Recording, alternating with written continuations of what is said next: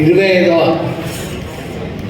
వర్ధంతి సందర్భంగా ఏర్పడుతున్న ఈ సంస్మరణ సభకి అధ్యక్షత వహిస్తున్నటువంటి మిత్రులు భద్రనాయక్ గారు, అలాగే వేదిక ఉన్నటువంటి అందరి పేర్లు చదవడము చెప్పడము గాయపడుతుంది కనుక, అలాగే సభలో ఉన్నటువంటి అందరికి కూడా శరణార్థి, జై పూలే, జై భీమ్, జై మండల్. 20 నిమిషాల్లో సభ ముగియదు. తమ్ముడు చెప్పాడు 20 నిమిషాల్లో ముగిద్దాం. సాయంకాలం 6 గంటల వరకు కూడా మన గజ్జల అశోక్ బృందం వచ్చింది కదా, 6 గంటల వరకు కూడా ఆడుకుందాం, పాడుకుందాం, దుంకుదాం, ఎగురుదాం. బహుజన రాజ్యం ఎట్లా రావాలో మాట్లాడుకుందాం. మిత్రులు అందరూ ఒకసారి చేతులు చప్పట్లు కొట్టండి.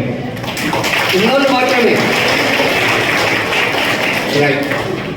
కాలం కాలం కారణం కారణ జన్ముల్ని కట్టుంది. కాలం కారణ జన్ముల్ని కట్టుంది.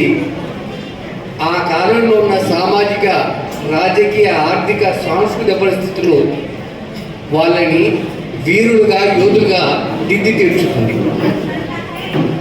మారోలు వీరన్న, ఆయన కన్నా ముందు అనేక మంది మహనీయులు, మనం ఇక్కడ చిత్రపటాలు పెట్టుకున్నాం, కొందరు పెట్టుకోలేకపోయాము. అనేక మంది లోకాయుతులు, చార్వాకులు, గౌతమ బుద్ధుడు, జైనుడు, అతని నుంచి పూలే, అంబేద్కర్, కాశీరామ్, ఆ తర్వాత మారోలు వీరులు, ఇలాంటి వెళ్ళి లేక గద్దరన్న. అమ్మ కొంచెం సేపు సైలెంట్గా ఉంటాడు, అల్లరి చేయద్దు. ఇలాంటి కారణ్యములు, యోధులు, వీరులు ఎంతోమంది జన్మించారు. కారోజు ఒక మాట అంటాడు, చావుని పుట్టుక నీది, చావు నీది, బతుకంతా ప్రజలది. ఈ దేశంలో దాదాపు 135 కోట్ల మంది ఉన్నాం. తెలంగాణలో 4.5 కోట్ల మంది ఉన్నాం. అందరం పుట్టినాం. కొంత వయసు వచ్చినాక పెళ్లి చేసుకుంటాం, మనం పిల్లలు కంటాం, వాళ్ళే పెళ్లి చేస్తాం, ఆ తర్వాత వృద్ధాప్యంలో చచ్చిపోతాం. ఎంతమందిని మనం గుర్తుపెట్టుకుంటున్నాం. ఇవాళ వేళ్ళ మీద లెక్క పెట్టి మహనీయులు.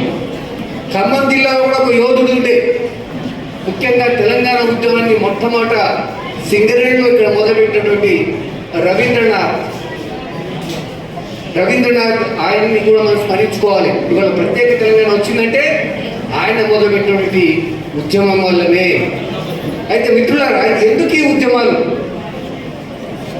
ఇవాళ సాటి మనిషిని మనిషిగా గుర్తించకుండా అసమానతలకి, అవమానాలకి గురి చేస్తూ వాళ్ళని దోపిడీ చేసి పీడించి కొద్ది మంది మాత్రమే సుఖంగా, హాయిగా బతకాలని కోరుకుంటున్నారు. అది అన్యాయం, అది అవినీతి, దుర్మార్గం. వాటిని ఎండకూడదు. అన్యాయం ఎప్పుడు పుట్టిందో అప్పుడే వాటిని ఎదిరించడం కూడా పుట్టింది. ఇవాళ మన మొదటి వాళ్ళం కాదు, చివరి వాళ్ళం కాదు. మనకన్నా ముందు అనేకులు పుట్టారు, యోధులు పోరాటాలు చేస్తూ వచ్చారు. మన తర్వాత కూడా అనేకులు పుడతారు. అన్యాయం, అక్రమం, అవినీతి, దుర్మార్గం ఉన్నంత కాలం ఈ పోరాటం కొనసాగుతూ ఉంటుంది. అట్లాగే మారోలు వీరన్న అప్పటి నల్లగొండ జిల్లా, ఇప్పటి సూర్యాపేట జిల్లా కరిగిరాల కొత్తగూడెంలో పుట్టింది. అసలు ఆయన పుట్టుకలోనే ఒక వీరత్వం ఉంది, పేరులోనే కాదు పుట్టుకలోనే వీరత్వం ఉంది. వాళ్ళ అమ్మ సూరమ్మ, వాళ్ళ నాన్న రామలింగం ఒడ్లక, మరి సూరమ్మ గౌడు. వాళ్ళిద్దరూ బిఎన్ రెడ్డి, మల్లు స్వరాజ్యం, కుశలవరెడ్డి అని వాళ్ళు అప్పుడు కూడా తెలంగాణ సాయంత్రంలో పోరాటం చేసుకున్నారు. బిఎన్ రెడ్డి వాళ్ళ ఇల్లు ముందరే మారోలు వీరన్న, రామలింగం, సూరమ్మ వాళ్ళ ఇల్లు. సో వీళ్ళందరూ కూడా అప్పుడు దళంలో పనిచేసింది. రామలింగం, సూరమ్మ, మల్లు స్వరాజ్యం, బిఎన్ రెడ్డి వీళ్ళంతా కూడా తెలంగాణ సాయుధ పోరాటంలో దళంలో పనిచేసిన వాళ్ళు. నల్లగొండ జిల్లా అంటే మన ఖమ్మం జిల్లా ఎట్లాగో కమ్యూనిస్టులకు పెట్టింది పేరు. తెలంగాణ రైతాంగ పోరాటం అంటమా, తెలంగాణ సాయుధ రైతాంగ పోరాటం కాదు. అందుకే నేను అడిగిన ఏంటది? తెలంగాణ సాయుధ వెట్టికి ముక్తి పోరాటం. వెట్టికి వ్యతిరేకంగా మా శ్వేత వచ్చింది. వాళ్ళ చిట్యాల ఐలమ్మ, చాకల ఐలమ్మ, మల్లంపల్లి దొరలు, భూస్వాములు వాళ్ళ భూమిని కౌలు తీసుకొని చేసుకుంటే భరించలేక ఆమె పండిన పంటను కోసుకపోతే దానికి వ్యతిరేకంగా ఆమె తిరుగుబాటు చేసింది. అప్పుడు మల్లుస్వామి వీళ్ళు కూడా వచ్చి ఆమెకి అండగా నిలబడి ఆరుల రామచంద్ర రెడ్డి వాళ్ళందరూ కూడా వచ్చి నిలబడి పోరాటం చేశారు. అంటే భూస్వాములు, జాగీర్దారులు, జమీందారులు వాళ్ళ దుశ్చర్యలను ఎదిరిస్తూ ప్రజలు తిరుగుబాటు చేశారు. ఎందుకు చేశారంటే ముందు ఆ జాగీర్దారులు, జమీందారుల భూములలో పనులు కావాలి, వర్షం పడితే నాట్లు వాళ్ళ భూములలో కావాలి, వర్షం పడితే విత్తనాలు వాళ్ళ భూములలో వేయాలి. ఆ తర్వాత ఎక్కడో 2 ఎకరాలు ఉంటే మన భూములలో మనం నాగలు పెట్టుకోవాలి. ఆ దొరల భూములు దున్నకుండా విత్తనాలు పెట్టకుండా మన భూములలో పెట్టుకుంటే వాళ్ళు సహించే వాళ్ళు కాదు. 60 ఊళ్ళకి యజమాని అప్పుడు విష్ణు రామచంద్ర రెడ్డి తల్లి జానమ్మ దొరసాని. ఆమె ఇంకో ఊళ్ళో గడి ఉండింది కడగటిలో.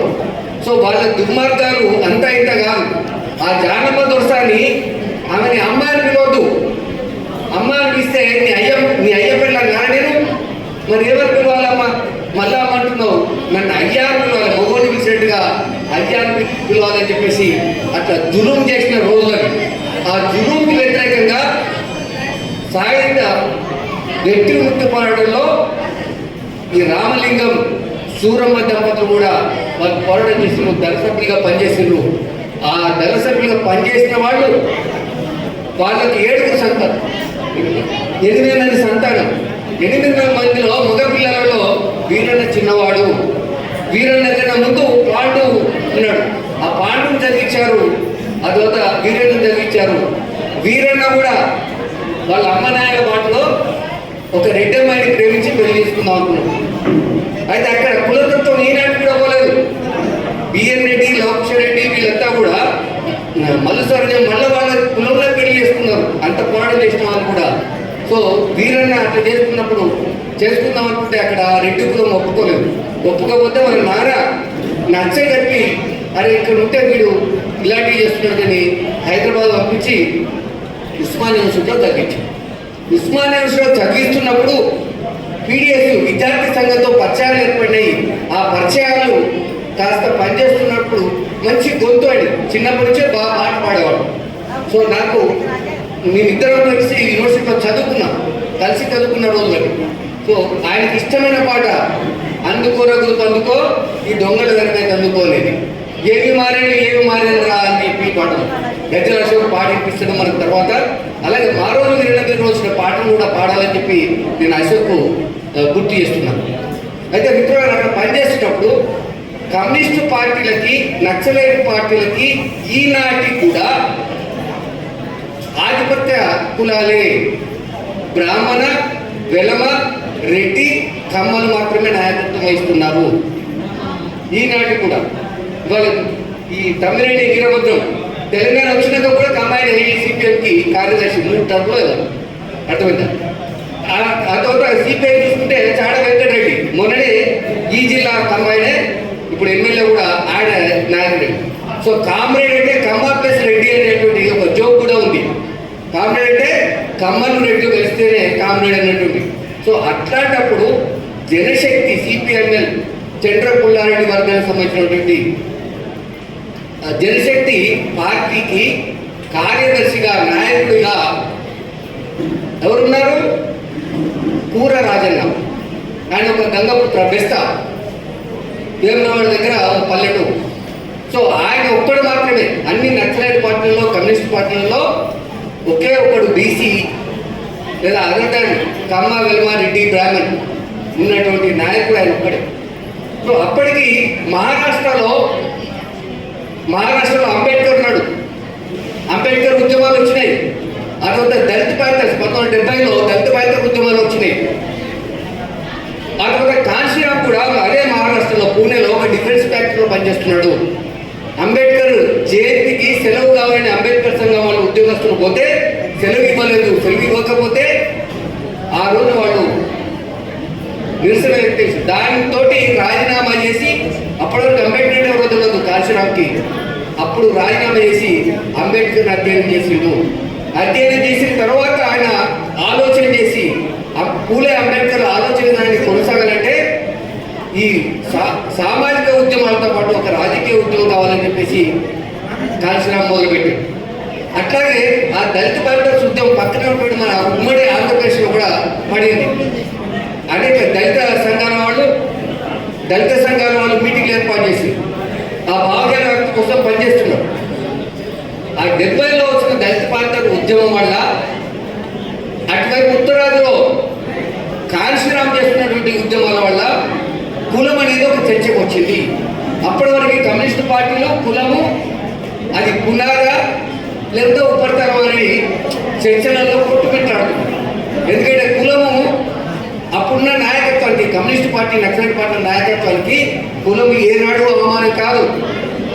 చౌదరి గారు, రెడ్డి గారు, పంతులు గారు అని ఇట్లా పిలిచేటువంటి పరిస్థితులలో అరే గొల్లోడా, చాకరోడా, మందలోడా అంటే ఆ బాధ ఏందో వాళ్ళకి ఎందుకు అర్థమవుతుంది? ఉదాహరణకి కన్న తల్లికి పుట్టినప్పుడు తెలుసు, కరెంట్ తల్లి కంటే తెలుస్తాయి. అట్లా అపమానానికి గురైన వాడికి ఆ బాధ తెలుస్తాయి.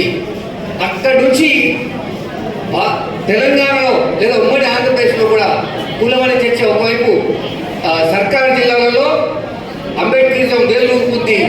అక్కడి నుంచి దాని ప్రభావంతో మనకు కూడా ఇక్కడ తెలంగాణలో కూడా అప్పటి సాయుధ పోవడం వల్ల ప్రభావితమైన వాళ్ళు కులం గురించి ఒక ఆలోచన చేస్తున్నారు.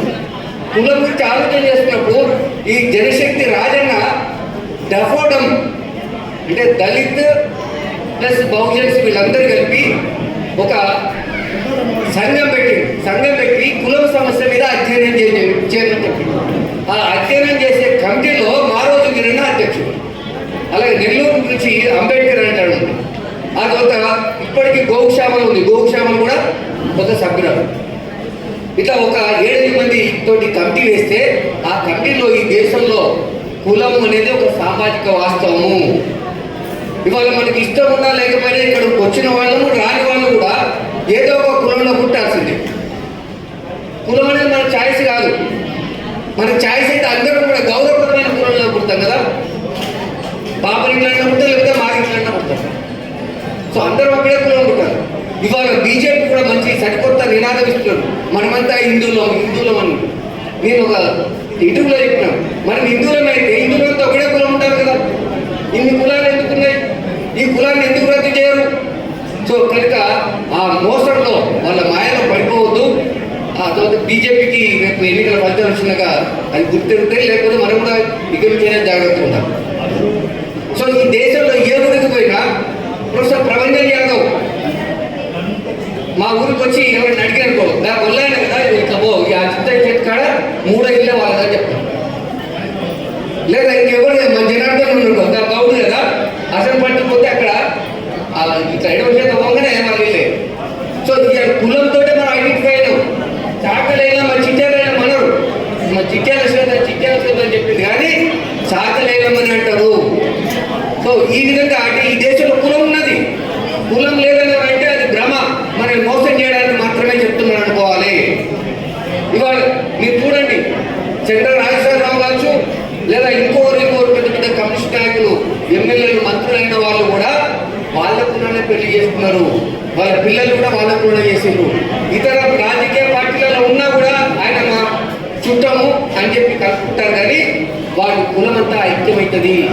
నిన్నటికి నిన్న తెలంగాణ ప్రెస్ అకాడమీ చైర్మన్ ఎవరైతే తెలుసా? మా విలేకరు మిత్రులు ఇక్కడ శ్రీనివాస్ రెడ్డి అని కమ్యూనిస్ట్ పార్టీలో పనిచేసిన ఆయన, విశాఖేంద్ర పత్రిక చీఫ్ బ్యూరో చీఫ్గా ఉన్న ఆయన. గతంలో కూడా 2 సార్లు చైర్మన్. కానీ పూర్వం లేని సాంబశివరావుని వెంటబెట్టుకొని రేవంత్ రెడ్డి దగ్గర పోయి కులం అనేది కలుపుకొని ఆయన ఇవాళ చైర్మన్ అయ్యాడు. సో మనకి బయటకు కులం లేదని చెప్తారు, లోపల మాత్రం ఉండేది కులమే. కనుక ఇవాళ ఈ దేశంలో కులం అనేటువంటి వ్యవస్థ ఒక నిచ్చెనమెట్ల వ్యవస్థ అని అంబేద్కర్ చెప్పిండు. ఈ నిచ్చెనమెట్ల వ్యవస్థలో ఒక కులం కింద ఒక కులం, ఒక కులం కింద ఒక కులం ఉంది, ఒక కులం కింద ఒక కులం ఉంది. పైన ఉన్నవాడు ఎవరుకుంటాడు? మీ అందరినీ తొక్కుతున్నా అనుకుంటాడు. కింద ఉన్నవాడు ఎందుకు తొక్కుతున్నారు, నేను కూడా అందరూ సమానంగా తొక్కుతున్నాయి కదా అని చెప్పేసి ఈ కులం గురించి మహనీయుడు కాశీరామ్ ఇట్లా పెన్ను పట్టుకొని చూపెట్టేది, ఇది నిత్యమైన కుల వ్యవస్థ, ఇది ఇట్లా నిలువున ఉన్నది, దీన్ని ఇట్లా చేయాలనుకుంటున్నా, అందరూ సమాంతరంగా సమానంగా ఉండాలని చెప్పేసి కాశీరామ్ చెప్పిండు. మీరు ఒప్పుకుంటారా? ఒప్పుకుంటే చప్పట్లు కొట్టండి.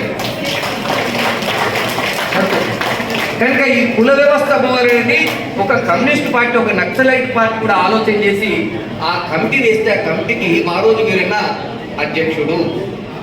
స్టడీ చేస్తున్నారు. దానికి కాలం వ్యవధి 1 సంవత్సరం పాటు కాలం పెట్టారు. ఈ చేస్తున్న క్రమంలో జనశక్తి పార్టీలో ఉన్నటువంటి ఆధిపత్య కుల నాయకులు, ఒక బాబనాయన, వెలమాయన, రెడ్డి ఆయన, ఇట్లాంటి ఉన్నారు. ఇది సెంట్రల్ కమిటీలో జనశక్తి, రాజన్న సెంట్రల్ కమిటీలో వాళ్ళు ఉన్నారు. వాళ్ళు ఏం చెప్పినట్టే, ఈ భారతదేశంలో కులం అనేది ఉపరితల సమస్య, దానికి ఎందుకు మీరు అంత ప్రాధాన్యం ఇస్తున్నారు? ఒకవేళ నువ్వు కులం మీద తీసుకున్నట్టయితే మేము ఈ పార్టీకి రాజీనామా చేస్తాం, మేము అందరం వెళ్ళిపోతాం అని చెప్పేసి అంటే భయపడ్డాడు ఆయన. వీళ్ళందరూ పోతే ఆ కమిటీ రద్దు అవుతుంది, రాజన్న కార్యదర్శి పదవి పోతుంది. అందుకని భయపడి ఆ కమిటీ రిపోర్ట్ వచ్చినాక ఆ కమిటీ రిపోర్ట్ని అమలు చేయకుండా వెనక్కి తగ్గిండు. ఎందుకంటే కేవలం తన పదవిని కాపాడుకోవడానికి. సో ఆ కాపాడుకునే క్రమంలో ఆయన వెనక్కి తగ్గితే వీరన్న అప్పుడు ముందుకు వచ్చాడు. మే 17 మనం జరిగింది కదా, మే 17 నాడు పెద్ద చర్చ జరిగి అసలు దాని వాళ్ళ ఈ వీరన్న గ్రూప్కి మే 17 అని అంటారు. అలాంటి వాళ్ళు ఈ దేశంలో కులము వర్గము 2 కళ్ళ లాంటిది. కులం లేకుండా వర్గం లేదు, వర్గం లేకుండా కులం లేదు. ఎందుకంటే అంబేద్కర్ చెప్పినట్టు భారతదేశంలో శ్రామిక విభజన కాదు, శ్రమ విభజన కాదు, శ్రామికుల విభజన కూడా ఉంది. కులం ఉంది, వర్గం ఉన్నది. పేదోళ్ళంతా కింది కులాలను ఎన్నుకున్నారు. ఎస్సీలు, ఎస్టీలు, బీసీ, మైనార్టీలు ఎన్నుకున్నారు పేద కులాలు. సో మరి ఆధిపత్య కులాలకు 100,000 ఎకరాల భూములు ఎట్లా వచ్చినాయి, ఆస్తులు ఎట్లా వచ్చినాయి? విజయవాడ పోతే 7 అంతస్తుల మేడ కూడా ఎర్ర జెండా ఎగురుతుంది. దాని మీద 7 అంతస్తుల మేడ మీద ఎర్ర జెండా ఎగురుతుంది. మరి పేదోళ్ళు కమ్యూనిస్టులు అంటే పేదోళ్ళ కోసం మాట్లాడాల్సిన వాళ్ళు 7 అంతస్తుల మేడలు ఎట్లా వచ్చినాయి? ఒకవేళ వస్తే సంతోషమే, కానీ అందరికీ కూడా ఎందుకు లేవు మేడలు? ఇంకా పూరి గుడిసెల్లో ఇంకా ఎందుకు మొక్కుతున్నారు అనే విషయాన్ని ప్రశ్నించినప్పుడు మారోజు వీరన్న తన తల్లి పార్టీతోటి విభేదించి మే 17 కాంగ్రెస్ తోటి ముందుకొచ్చి ఇక మనం ఏమాత్రం సహించేది లేదు, అవసరమైతే ముందుకే పోదాం, మనమే పార్టీ పెట్టుకుందాం అనే ఆలోచనతో ముందుకొచ్చిండు. అక్కడ పూలే, అంబేద్కర్, గౌతమ బుద్ధుడు ఈ దేశంలో సామాజిక వ్యతిరేకంగా పోరాటం చేసిన వాళ్ళందరినీ అధ్యయనం చేసి జనార్దన్ చెప్పినట్టుగా అప్పుడు ఉన్నటువంటి ఈ కులం అనే వాదనతో ముందుకొచ్చినటువంటి మేధావులు, ఉద్యమకారులు కేజీ సత్యమూర్తి, ప్రొఫెసర్ కంచయ్య, సాంబశివరావు, మీరు కూడా అప్పుడు ఉన్నాం. సో ఈ దేశంలో కులం అనేది ఫస్ట్ ఉంటుంది కనుక కులం లేకుండా వర్గం అనేది రాదు. కనుక దీని గురించి చర్చ చేసినప్పుడు మారోజు వీరన్న అభిప్రాయానికి వచ్చాడు. ఎందుకంటే అప్పటికి కూడా చాలామంది మారోజు వీరన్న ఆలోచనతో వచ్చిండ్రు. ఆ పార్టీలో 12 దళాలు కూడా మారోజు వీరన్న వైపు వచ్చాయి. 14 దళాలు ఉంటే 12 దళాలు మారోజు వీరన్న వైపు వచ్చినాయి. 2 దళాలు మాత్రమే రాజకీయాలతో ఉన్నాయి. కనుక ఆయనకు ధైర్యం ఇచ్చి పూలే, అంబేద్కర్ ఆలోచన విధానం, కార్ల్ మార్క్స్, మావో ఆలోచన విధానంతో మనం ఇండియాలో ఏం చేయాలనేటువంటి ఒక సిద్ధాంతాన్ని ముందుకు తీసుకొచ్చింది. అట్లా ముందుకు తీసుకొచ్చినప్పుడు ఆధిపత్య కులాలకి వాళ్ళ పునాదులు కదిలి వాళ్ళ గడ్డల కింద వణుకు పుట్టింది. ఎందుకంటే ఈ దేశంలో కులం గురించి మాట్లాడినప్పుడు ఇక మనకు అధికారం ఉండదు. బీసీ, ఎస్సీ, ఎస్టీ, మైనారిటీస్ తెలంగాణలో 93%, అదే మొత్తం భారతదేశంలో 85% ఉన్నారు. 85% బాబాసాహెబ్ అంబేద్కర్ పెట్టినటువంటి భారత రాజ్యాంగం ప్రకారము ఇవాళ లోకల్గా ఇక్కడ ఎమ్మెల్యే తమ్మేని మన వీరభద్ర ఎమ్మెల్యే తుమ్మల నాగేశ్వరరావు మంత్రి కూడా అక్కడ ఆయన. సో తుమ్మల నాగేశ్వరరావుకి అమ్మనాయన ఉన్నారు. కానీ ఖమ్మము ఎమ్మెల్యేకి అమ్మనాయన ఎవరు? పొంగులేటి శ్రీనివాసరెడ్డికి అమ్మనాయన ఉన్నారు. పాలేరు ఎమ్మెల్యేకి అమ్మనాయన ఎవరు? ప్రజల ఓట్లో పుట్టినటువంటి పదవి ఎమ్మెల్యే పదవి అనేది, అంటే ప్రజలే వాళ్ళకి అమ్మనాయన. కనుక ఈ ప్రజల్ని విస్మరించి వాళ్ళ పాలనకి సిద్ధపడుతూ కోటాను కోట్లు దాచుకుంటున్నారు. వాడు ఎమ్మెల్యే కాకముందు వాళ్ళ ఆస్తి ఏంటి, ఎమ్మెల్యే అయినాక ఆస్తి ఏంటి, మంత్రి అయినాక ఆస్తి ఏంటి? ఎందుకు ఇట్లా వస్తున్నాయి? ఎవరిని దోపిడీ చేస్తూ వస్తున్నాయి? మన ప్రజల ఓట్లు వేస్తేనే వాళ్ళకి అధికారం వచ్చింది. అధికారాన్ని అడ్డు పెట్టుకొని కోటాను కోట్లు సంపాదిస్తున్నారు. ఎన్నికల ముందే వచ్చి మన బతుకులు బాగు చేస్తామంటున్నారు, కానీ ఆ తర్వాత పట్టించుకోవట్లేదు. సో ఈ విషయాల్ని అవపోసం పట్టిన వీరన్న భారతదేశంలో కులవర్గ సిద్ధాంతం ఒక జమిలి పోరాటం చేయాల్సినటువంటి అవసరం ఉన్నదని చెప్పి ఆయన ఒక సిద్ధాంతాన్ని ప్రతిపాదించిండు. అక్కడ కాంశీరామ్ ఉత్తరాదిలో ఆయన బహుజన సమాజం పెట్టిండు. సో 94లో కాంశీరామ్ మన ఉమ్మడి ఆంధ్రప్రదేశ్కి వచ్చినప్పుడు ఆయన కూడా ఓట్లు మా అయితే సీట్లు మీయా అని చెప్పి. సో భారత రాజ్యాంగం మనకి ఏమిచ్చింది? భారత రాజ్యాంగం ఓటు హక్కు ఇచ్చింది. భారత రాజ్యాంగం ఈ పరిపాలన విధానాన్ని రూపొందించింది. పరిపాలన విధానంలో ఒక ఎమ్మెల్యే కావాలి అంటే ఆ నిర్దిష్టమైన ప్రదేశంలో ఉన్న ప్రజలు వాళ్ళు ఓట్లేసి తమ ప్రతినిధిగా ఎన్నుకోవాలి. ఎన్నుకున్నప్పుడు ఆయన మెజారిటీ ఓట్లు వచ్చిన ఆయన ఎమ్మెల్యే అవుతాడు, ఎంపీ అవుతాడు, సర్పంచ్ అవుతాడు. మా చిట్టాల రామచంద్రము 25 సంవత్సరాలు ఏకదాటిగా సర్పంచ్గా చేసింది. చిట్టాల మనోడు ఆయన ఆ పాలకుర్తిని అభివృద్ధి చెందినంతగా అంతకుముందు వెళ్ళిపోతాడు, ఎవరు చేయలేదు. సో ఆ విధంగా అంటే బౌద్ధులకు రాజ్యాధికారం ఒకసారి వస్తే ఈ దేశంలో బౌద్ధుల బతుకులు మారిపోతాయి.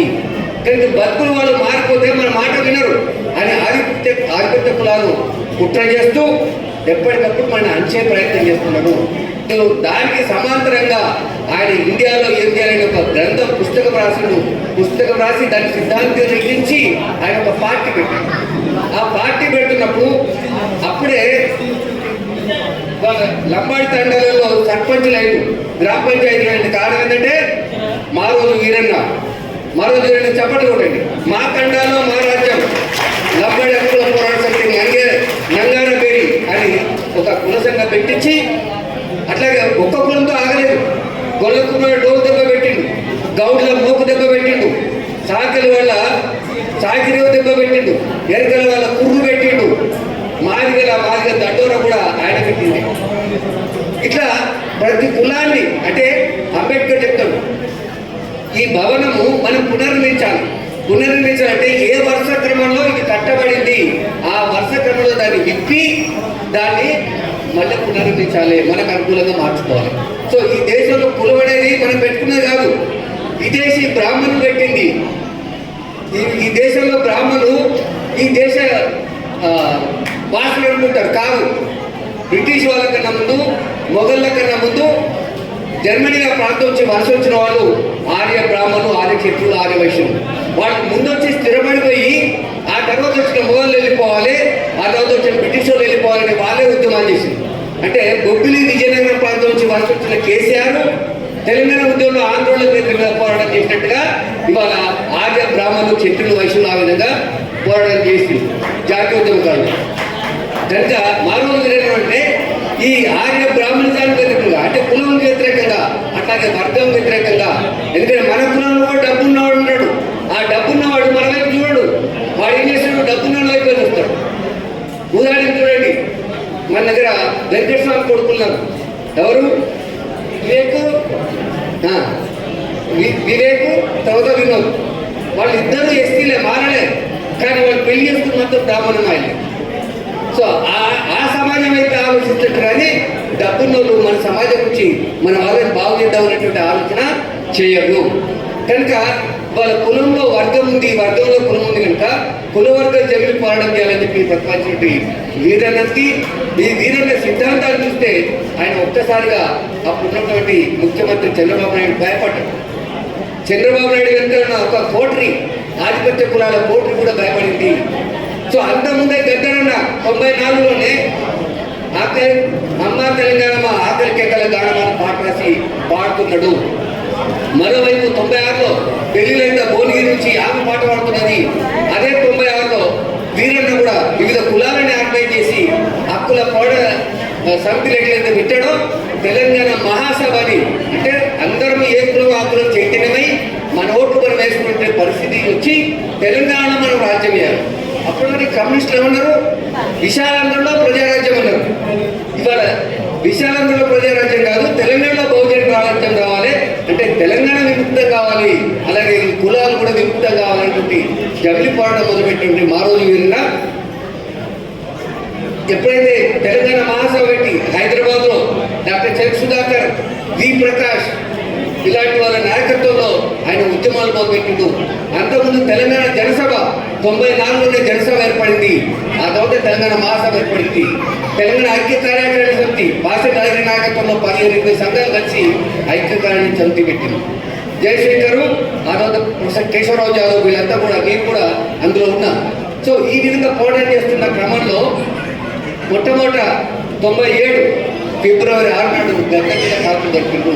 ఆంధ్ర వలసవాద పెద్దందారి కులోన్మాదులు ఆధిపత్య కులాల వాళ్ళు ఈ వాదాన్ని లేకుండా చేయాలి. ఇక్కడ పాట చాలా బలమైన ఆయుధం, పాట చాలా బలమైన ఆయుధం కనుక గద్దర్ నోట అది వినబడిందంటే మావోయిస్ట్ పార్టీ అండర్ గ్రౌండ్లో అండర్ కరెంట్ లాగా ప్రవేశించినది.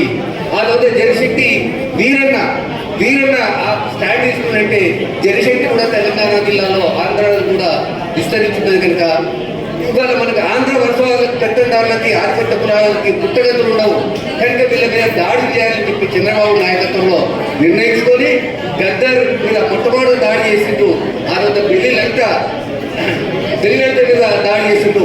మారోజు వీరన్న మీద కూడా దాడి. అయితే మారోజు వీరన్నకు చాలా మంది శ్రేయోభిలాషులు చెప్పారు, నువ్వు ఎంచుకున్న మార్గం కరెక్టు, కానీ నువ్వు ఇటు semi legal semi under ground ఉన్నావు. అంటే నువ్వు ఇటు అజ్ఞాతవాసం గడుపుతున్నావు, మళ్ళీ వచ్చి బహిరంగ కోర్టు తిరుగుతున్నావు. ఇది మంచి పద్ధతి కాదు. 2 నావల మీద కాళ్ళు వేసి మనం ప్రయాణం చేయలేము. నువ్వు ఉంటే అజ్ఞాతంలో ఉండు, లేకపోతే బహిరంగంది. అంటే 12 జనాలకి ఆయన నాయకత్వం వచ్చి సూర్యాపేటలో సభ పెట్టినా, భువనగిరిలో సభ పెట్టినా, హైదరాబాద్లో సభ పెట్టినా ఆయనకు వచ్చిన ఫండ్స్ అంతా కూడా దళాలు తీసుకొచ్చి ఇచ్చిన పైసలే. ఆయుధం లేకపోతే కూడా మనకు డబ్బులు ఇవ్వడు. ఆయుధం ఉంటేనే ప్రాణభయం చంపుతారన్న ఉద్దేశంతో ఫండ్స్ వస్తాయని తెలిసిన వీరన్న దళాలను ఆర్గనైజ్ చేస్తూనే ఇక్కడ ప్రజల్లో కూడా ఆర్గనైజ్ చేయాలని ప్రయత్నం చేసింది. అట్లా ప్రయాణం చేస్తున్న క్రమంలో చాలామంది మిత్రులు శ్రేయోభిలాషులు హెచ్చరిక చేసినా ఆయన పట్టించుకోలేదు. చివరికి మిత్రద్రోహం వల్ల శత్రువు చేత చెప్పిండు. మిత్రద్రోహం అంటే ఆయన చుట్టూ ఉన్నవాళ్ళు, ఆయనకు కొరియర్స్గా ఉన్నవాళ్ళు, ఆయనతో పాటు దళాల్లో పనిచేసిన వాళ్ళు, వాళ్ళే మిత్రద్రోహం చేసింది. ఆయన ఆచూకి చెప్పమని వాళ్ళని వేధిస్తే ఆయన ఉన్న చోటు చెప్పిండు. ఆ మిత్రద్రోహం వల్ల శత్రువు చేత చెక్కి ఎన్కౌంటర్ గురైనటువంటి పరిస్థితి. కనుక మిత్రులారా, అమరత్వం రమణీయమైంది, అమరత్వం రమణీయమైంది. అది కాలాన్ని కౌగలించుకొని వీరుణ్ణి ప్రసవిస్తుంది. మారోజు వీరన్న అలాంటి వాడు. మారోజు వీరన్న ఆలోచన విధానాన్ని, మారోజు వీరన్న మనకు చుట్టం కాదు, భద్రునాయకులకు చుట్టమా కాదు, ఎవరికి కాదు. ఇవాళ ఎందుకు మనం ఇక్కడ ఆయన చనిపోయి 25 సంవత్సరాల తర్వాత కూడా మనం ఎందుకు స్మరించుకుంటున్నాం అంటే ఆయన తలపెట్టిన ఆలోచన విధానం, ఆ సిద్ధాంతం అనేది చాలా గొప్పది. ఆ సిద్ధాంతం గొప్పది కనుక ఆ సిద్ధాంతాన్ని ముందుకు తీసుకోవాలనేటువంటి ఉద్దేశంతో ఇలాంటి సంస్మరణ చెప్పుకొని వాళ్ళ స్ఫూర్తిగా మనం పునరంకితం అవ్వాలి. ఇవాళ రోజు ఏమవుతుందంటే అందరం సెల్ ఫోన్లలో కంప్యూటర్లలో తలకాయలు పెట్టి మనమే మర్చిపోతున్నాం. మనం భోజనాల విషయం మర్చిపోతున్నాం. మన అమ్మ ఇంటికి చెప్పకపోతే అసలు భోజన పరిస్థితి కూడా లేదు. ఇవాళ ఒకవేళ అమ్మ అన్నం పెట్టు అని వాట్సాప్లో మెసేజ్ పెడుతున్నాము ఇంట్లో ఉండి. సో ఇలాంటి పరిస్థితులలో సామాజిక చైతన్యం అనేది కొరవడుతున్నది. సామాజిక చైతన్యం కొరవడుతున్నా సామాజిక చైతన్యం కొరబడినప్పుడు మనకు ఏం జరుగుతుందనే విషయం తెలియదు. ఎట్లా అవమానాలు గురవుతున్నాం, ఎట్లా దోపిడీ గురవుతున్నాం అనే విషయాలు కూడా తెలియదు. ఎందుకంటే అమ్మనాయన కష్టపడి సంపాదించి డబ్బులు ఇస్తారు, మనం కాలక్షేపంగా చేయొచ్చు అని చెప్పి ఈనాటి యువతరము ఆలోచిస్తుంది. అంతేకాదు, ఈ మల్టీనేషనల్ కంపెనీస్, బహుళజాతి కంపెనీలలో వాడు 10,000 ఉద్యోగం, డిగ్రీ చదివిన వాడు, ఎంఏ చదివిన వాడు, ఎంబీఏ చదివిన వాడు 5,000, 10,000 నుంచి పనిచేస్తున్నారు. నేను చాలా మంది చూస్తా.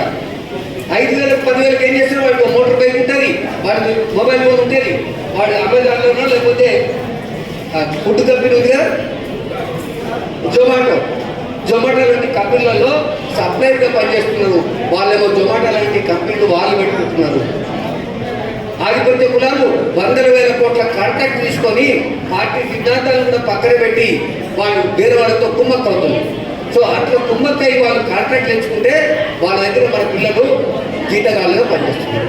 కనుక మనకు విముక్తం కావాలంటే ఈ దేశంలో, ఇండియాలో, భారతదేశంలో కులవర్గ సిద్ధాంతం ఆ జమిలి పాటలే ఇది అనివార్యం. కనుక మా రోజు మీరిన ప్రతిపాదించినటువంటి ఆలోచన ఆయన చనిపోయి 25 సంవత్సరాలకి సిద్ధాంతాన్ని ఎంత ముందుకు తీసుకోబోతున్నది మనం ప్రశ్నించుకోవాలి, ఆత్మవిమర్శ చేసుకోవాలి. ఎందుకంటే ఏడాదికి ఒకసారి తద్దినం పెట్టినట్టు వర్ధంతికి, జయంతికి మన సభలు పెట్టుకొని మిగతా 363 రోజులు మర్చిపోతే అది ఉపయోగం లేదు. నిరంతరం ప్రతిరోజు అంటే వర్ధంతి నుంచి జయంతి వరకు, జయంతి నుంచి మళ్ళీ వర్ధంతి వరకు ఈ మహనీయులు చెప్పినటువంటి సిద్ధాంతాన్ని మనం స్మరించుకుంటూ అది ఆచరణలో పెట్టి ముందు తరాలు కూడా ప్రభావితం చేసి మన ఓట్లు మనం చేసుకున్నటువంటి చైతన్యం రావాలి. అశోక్ పాట పడుతూ బహుజన మన రాజ్యం ఎప్పుడు వస్తుంది, బహుజన మన రాజ్యం అంటే ఓట్ల ద్వారానే వస్తుందని బాబాసాహెబ్ అంబేద్కర్ చెప్పి. అంబేద్కర్ మొన్న కూడా నేను చెప్పినట్టున్నా అంచులు మన వాళ్ళు మీటింగ్ పెట్టినాం. బాబాసాహెబ్ అంబేద్కర్ భారత రాజ్యాంగం రాయకముందు ఈ దేశంలో ఉన్న చాలా మంది పండితులు, బ్రాహ్మణులు, నెహ్రూ, బాబు రాజేంద్ర ప్రసాద్, లాల్ బహదూర్ శాస్త్రి, ఇట్లాంటి ఒక 10-20 మంది బాపునులు పండితులంతా నాయకులకు వాళ్ళు బ్రిటిష్ వాళ్ళ దగ్గర పోయి మనకు స్వతంత్రం ఇచ్చి వాళ్ళు వెళ్ళిపోయినాక అక్కడ ఒక లా యూనివర్సిటీ ఉంది. ఆ లా యూనివర్సిటీ పోయి అయ్యా మీరు ఎట్లా మాకు 200 సంవత్సరాలు పరిపాలించినా మాకు చివరికి రాజ్యాధికారం ఇచ్చిపోయారు, మాకు స్వతంత్రం ఇచ్చిపోయారు, కానీ మీ దేశానికి ఉన్నా లేకపోయినా మా దేశానికి ఒక రాజ్యాంగం అనేది ఉండాలి, లిఖిత రాజ్యాంగం ఉండాలి రాయమని ఆ ప్రొఫెసర్ దగ్గర పోయి వీళ్ళు అడిగారు. అరే దీనికి మీరు ఇంతమంది, గాంధీ కూడా ఉన్నారు కదా, గాంధీ కూడా లా చదివాడు, ఆఫ్రికా పోయి ఆయన న్యాయవాడు చేపట్టి అక్కడ అవమానానికి గురైనందుకు ఇండియాకి వచ్చాడు. సో వీళ్ళు పోయి అడిగితే ఆయన అందరూ చూసి ఏంద్రా మీరు ఇంత దూరం వచ్చినా మీకు రాజ్యాంగం రాయడానికి, నా శిష్యుడు ఉన్నాడు కదా వాడు రాస్తాడు అంటే వీళ్ళందరూ కూడా ఆయన శిష్యులే. వీళ్ళ ముఖాలు